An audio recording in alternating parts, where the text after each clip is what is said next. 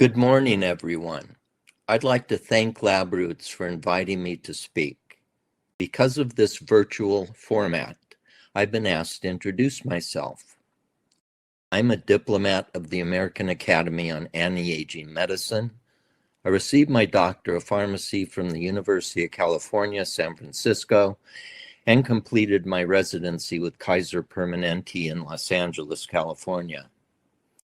I completed my fellowship in genomic, metabolic, and nutritional medicine in 2011. I currently serve as the Chief Medical Officer for Pharm to Pharma Inc. in Reno, Nevada, and the Patient Care Corp in Huntington Beach, California, and the President of Crowley Consultants Inc. in Temecula, and I am considered an expert in lifestyle medicine, working with patients and physicians, incorporating cannabis in disease state treatment and symptoms management, whether as a primary treatment or complementary to traditional and/or other modalities. In today's talk, I hope to provide a basic understanding of cannabis, an adaptogenic herb, and how to safely incorporate it into a wellness program or treatment and/or symptoms management. I need to disclose that my primary employment today is in the cannabis space, both as a clinician, researcher, manufacturer, and educator. At the conclusion of this program, you should be able to list 3 medical conditions that cannabis has successfully helped or treated, describe the importance that formulation and route of administration has on the onset and duration of action of cannabis in humans, and lists 3 routes of cannabis administration.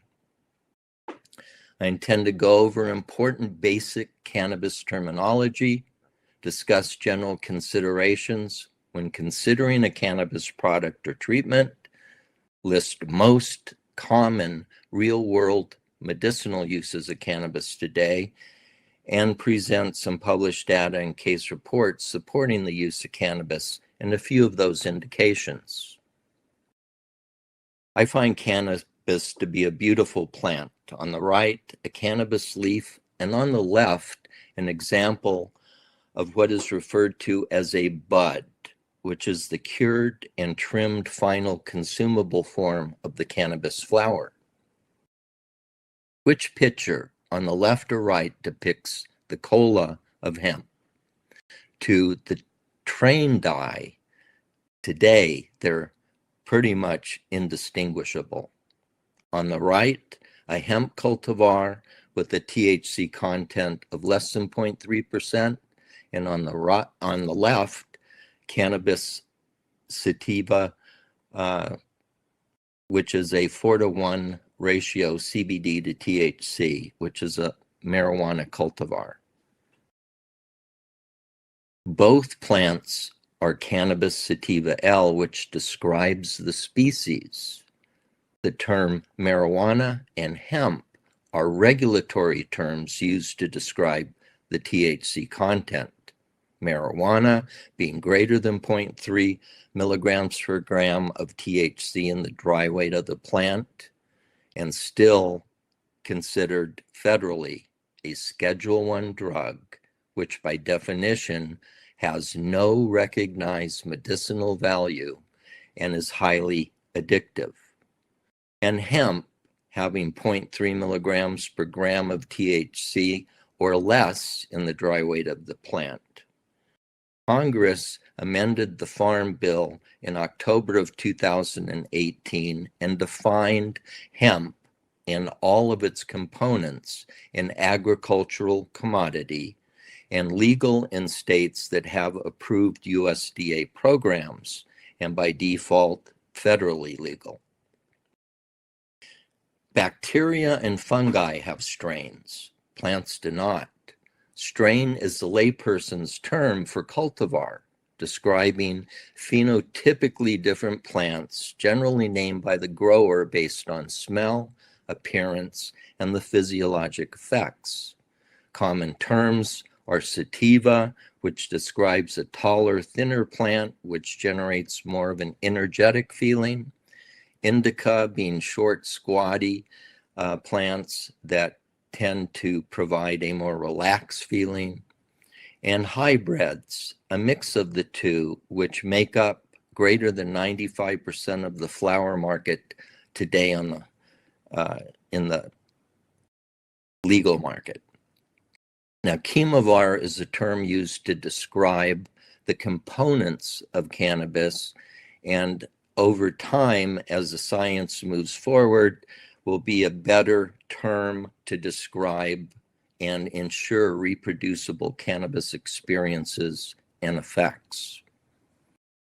Now, most clinical studies of cannabis in the past focused on the contents of two phytocannabinoids, delta-9, THC, and CBD, or cannabidiol, regardless of the fact that there have been over 150 phytocannabinoids identified today, with over 500 physiologically active substances in the cannabis plant.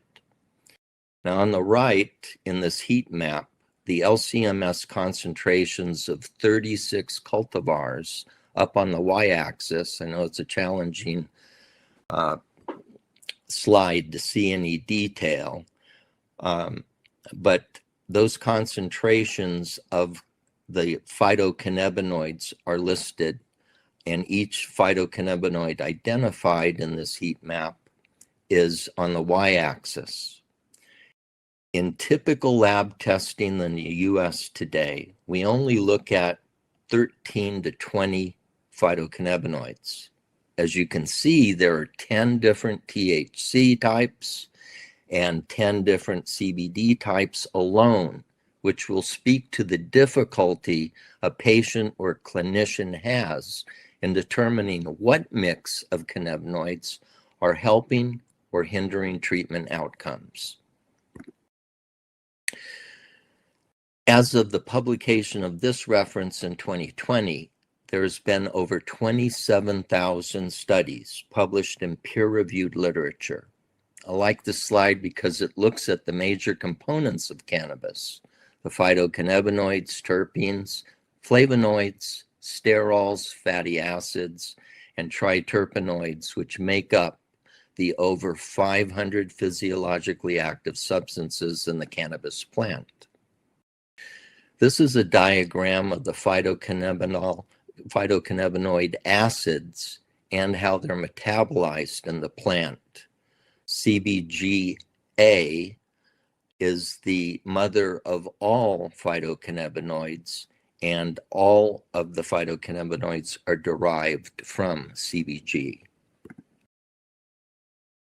Looking at the two dominant phytocannabinoids, THC on the left and CBD on the right, following harvest, decarboxylation of the acid forms to the neutral forms occurs by either heat or light. Both the acid and neutral forms of phytocannabinoids are active and play important roles in medicinal and recreational activities.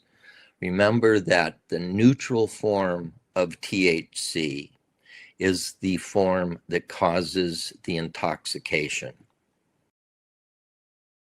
Now, without getting into the weeds of detail, there are three general terms for extracts: full spectrum extracts, which attempt to maintain the full profile of the cannabis plant that was processed; broad spectrum extracts, which contain non-measurable THC and attempt to maintain the remainder of the full plant profile; and then isolate extracts, which generally contain greater than 99% of a single cannabinoid. The method of extraction used will determine what components of the plant are able to be removed, and that content varies significantly. CO2 extraction is probably the most common commercially available extraction process that's used in the US today, and some of the much older forms, which are still used, steam distillation, water, ice, and ethanol, are some of the oldest forms of extraction. These are some of the common route of administrations used and include just about every route that Big Pharma uses for medications. Inhalation can be either combustion, like smoking a cigarette or a joint, vaporization, which is non-combustible inhalation, edible and oral forms, looking at ingestion, things that you swallow and process through your GI tract, sublingual and buccal routes of administration, placement in the oral mucosa, tend to or try to avoid first pass metabolism, topical applications, as well as rectal and vaginal suppositories.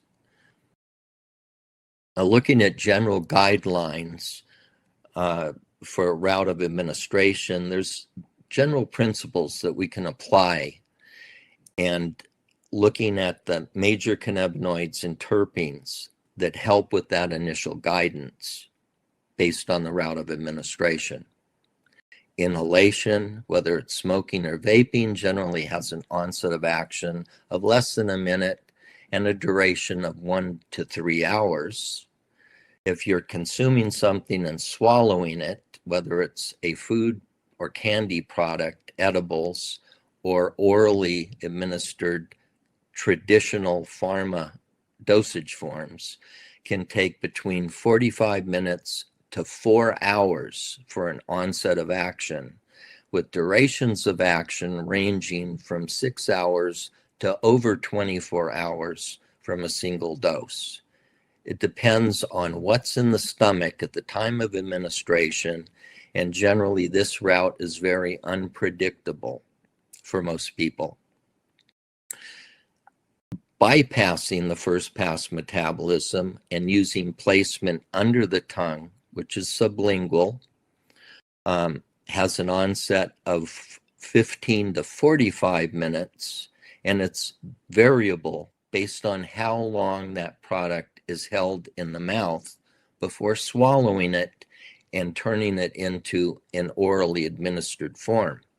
So if you hold something under your tongue for 15 seconds and swallow it, you're going to get very little oral mucosal absorption, and most of that will be processed like an edible or oral form.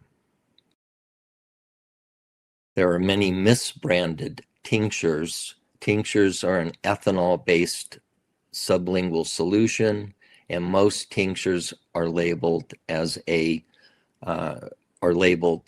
tinctures not using ethanol and using a fatty acid solution for delivery. Buccal absorption is placement of the product between cheek or lip and the gum. Films, troches, oral dissolving tablets are several of those dosage forms. They generally produce the least amount of saliva and stay in contact with the oral mucosa much longer than a sublingual tincture. Generally have a 3 to 15 minute onset of action and a 4 to 8 hour duration, depending on the dose taken. Now, challenges facing a patient or their practitioner with recommending a route of administration is that products in that category can be very different in formulation and content. Different bases used in the formulation or excipients or surfactants, the content of the actives, whether the active form, the API or active pharmaceutical ingredient, has been chemically or mechanically modified, all of which will improve or decrease the bioavailability of that product. The route of administration definitely has an impact on how much of that phytocannabinoid dosage you get into your system. And it also has an impact on the onset and duration of action because the pharmacokinetics are nonlinear and biphasic. Genomics has an impact as well, sex. So general principles on the route of administration and ratios of major APIs we can guide in choices. And it's important to not characterize clinical outcomes based on the route of administration or the product used. This is to give you an example of how much we don't know today. This 30-year-old male or mid-30s was on 4 medications and still having treatment-resistant seizures, averaging 8 per day. They decided to go to a dispensary and add phytocannabinoids to their regimen, see if it could help. So the bud tender recommended a 40 milligram per mil, 3-to-1 ratio CBD to THC. It had no terpenes and was in an MCT oil base. This patient, for the first time in his life, became seizure-free during using that product that they bought. They went back and ordered the same 40 milligram per ml, 3-to-1 sublingual MCT oil solution, and unfortunately, they lost seizure control within 24 hours once starting on that new product they bought. What was interesting is when they went back and complained to the dispensary, that particular individual that helped them was one of the extractors, and he knew that the cultivar had changed from the first product that they had bought to the second one. So he went back, made more of the Diamond OG product, and that patient regained seizure control. When we look at the phytocannabinoids of that certificate of analysis, they're almost identical. But the last 2 minor cannabinoids, CBGA and CBC, the Diamond OG didn't have one of those components as well as the lemonade haze. And even though we don't know what the cause of seizure control was, this is just one of the variables that bring to light. You can't go in and ask for a 3-to-1 product, 40 milligrams per ml in an MCT oil base, and assume it's the same formulation from one company to the next.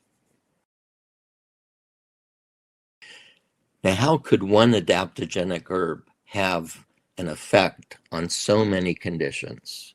This is only a partial list of conditions patients use cannabis for. I've highlighted and starred conditions that we see most in our clinic today. Most states have a medical marijuana program and will have a list of qualifying conditions that allow a practitioner to recommend cannabis therapy for. States with recreational programs do not require qualifying conditions for access to the cannabis. Now, the National Academies of Science, Engineering, and Medicine published a report in 1996 on the medical evidence of cannabis following California voter approval of Prop 215, allowing for the first time the medicinal use of cannabis in the state of California, which was the first one in the US. In January of 2017, 18 years after that first report, they did an extensive review again of the literature and focused only on human literature and not considering basic research conducted using animal models. They reached nearly 100 conclusions based on more than 10,000 research articles. And they broke it down based on levels of evidence. What was identified as having substantial evidence of clinical efficacy included chronic pain in adults, antiemetics in the treatment of chemotherapy-induced nausea and vomiting, and improving patient-reported multiple sclerosis spasticity. Makes you wonder why the federal government, with the opiate crisis, continues to ignore the science still to this date. In October of 2022, the first study of its kind in the United States was published. It was a multi-brand, IRB-approved randomized controlled trial used to evaluate the effectiveness of non-prescription CBD products that are currently on the market. It's called the ACEs study, standing for Advancing Cannabis Education and Science. It was a 4-week-long open-label study. It was randomized with a waitlist control arm. 2,704 subjects were randomized across 13 different commercially available CBD products, and the randomized waitlist control consisted of 296 people. There were two objectives, a primary and secondary. Primary looking at a change in well-being from baseline compared to the waitlist control, and participants that had a change in their pain, sleep disturbance, and or feelings of anxiety from baseline compared to the waitlist control. This was a patient-reported outcome using measures collected at the end of each of 4 weeks using validated health surveys addressing quality of life, anxiety, sleep, pain, and adverse events. This is a picture of the products used in the study, all commercially available on the market at the time of the study. The formulations in the study products use capsules, buccally absorbed or delivered medication, oil-based tinctures, soft gels, gummies, and oil sprays, a very common mixture of products. And you can see on the slide, there were 4 products that use broad spectrum, 5 that use full spectrum, and 4 that used isolates. This is a list of the 13 products used, their dosage form, and the APIs and route of administration. It was ingestion, oral mucosal, sublingual routes of administration. These are charts looking at, on the left, well-being, and on the right, anxiety. The blue bar shows the treatment groups, and the orange, the control group.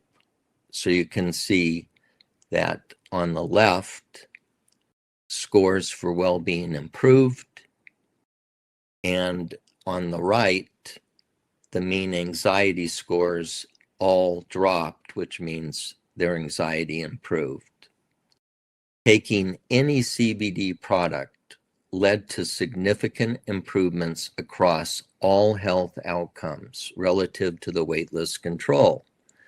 These effects were significant at every time point of the study, weeks 1, 2, 3, and 4.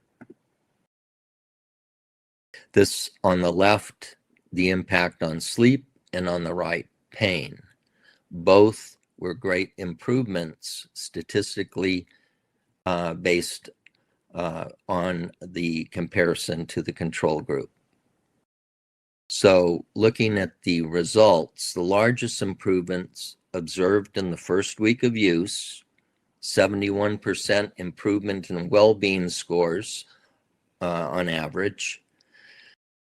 There were clinically meaningful improvements in anxiety, with 63% of the participants reporting, 41% reporting clinically meaningful improvements in sleep, and 47% of the participants experienced a clinically meaningful improvement in pain.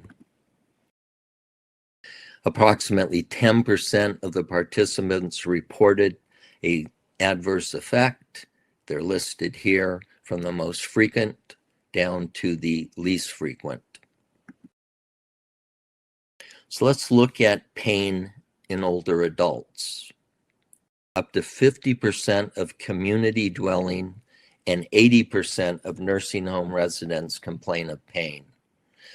Pain affects 80% of patients greater than 85 years old. Common causes of pain in older adults are all of the chronic disease conditions that we're aware of.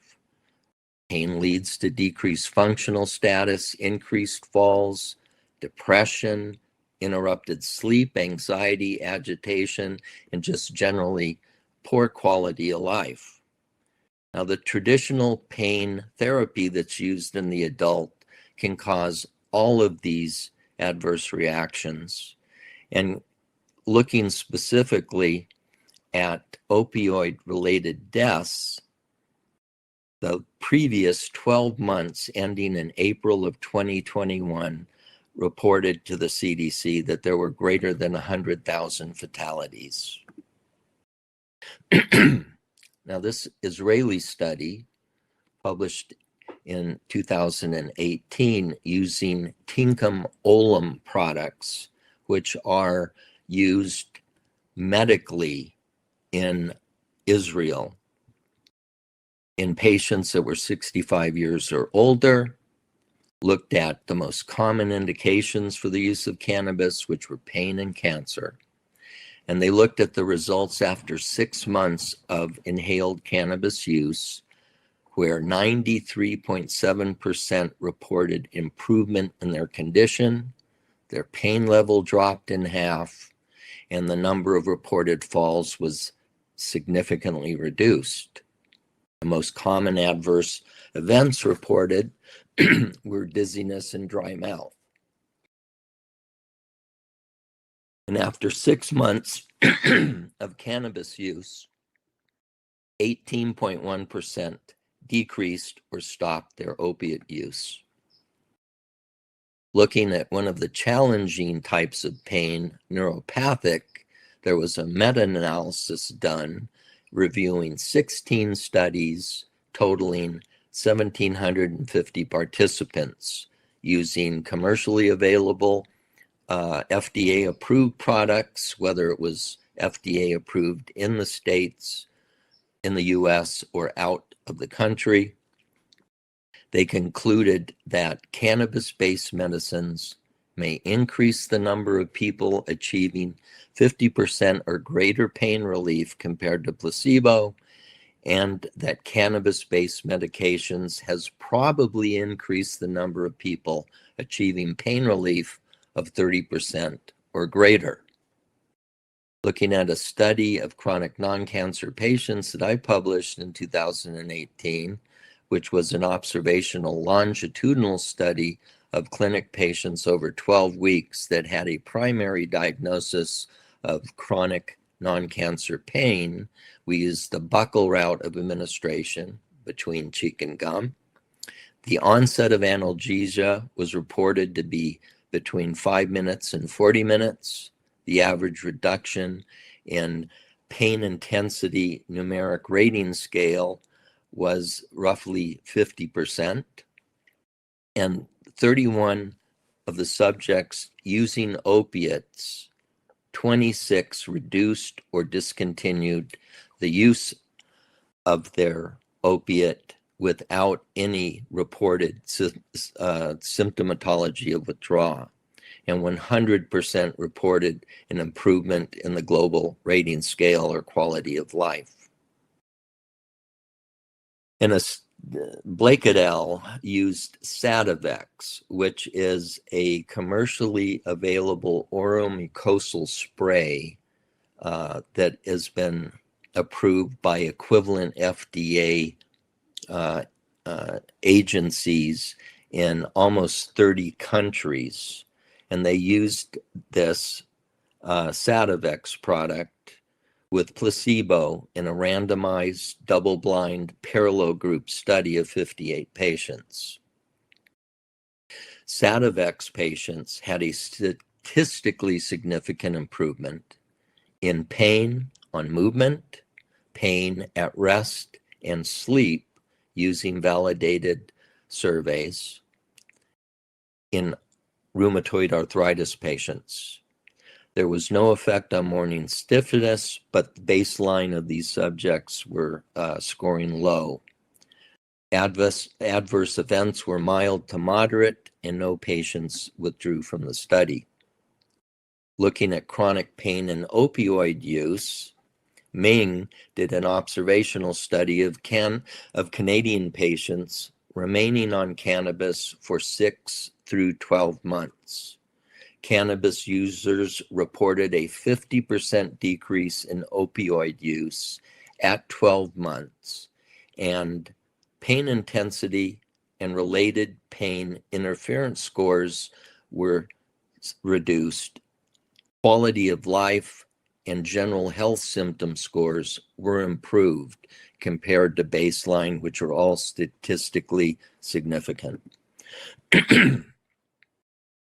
Now, cannabis can have drug-drug interactions with other medications that people take.